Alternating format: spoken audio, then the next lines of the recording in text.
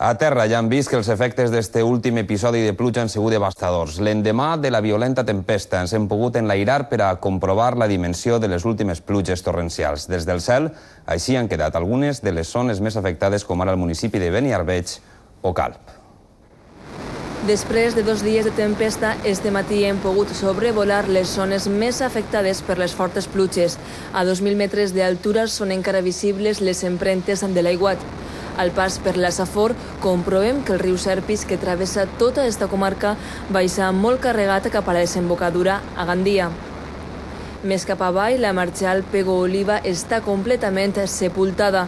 Els camps dels voltants han desaparegut. Des de l'aire hem volgut comprovar la magnitud d'este últim episodi de pluges torrencials.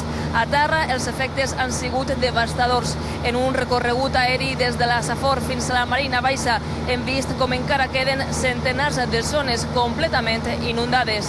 Seguim el curs del riu Girona. Al pas per Beniarbeig trobem el pont que ahir es va assolar a les 3:15 de la vesprada durant una connexió en directe de l'informatiu del migdia. Una panoràmica que ens mostra l'abast del temporal.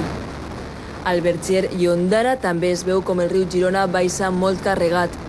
Arribem al cor de la Marina Alta, a Calp, on ahir desenes de persones van ser evacuades, trobem esta panoràmica aèria.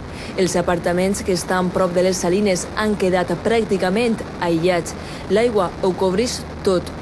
Continuem pel litoral, entrem a la Marina Baixa. A Benidorm, ahir l'aigua va engolir parcialment les platges. Avui encara són ben visibles els efectes de l'aiguat a l'arena. Vistes aèries que ens permeten fer-nos una idea de la quantitat d'aigua que ha descarregat el cel en les últimes hores.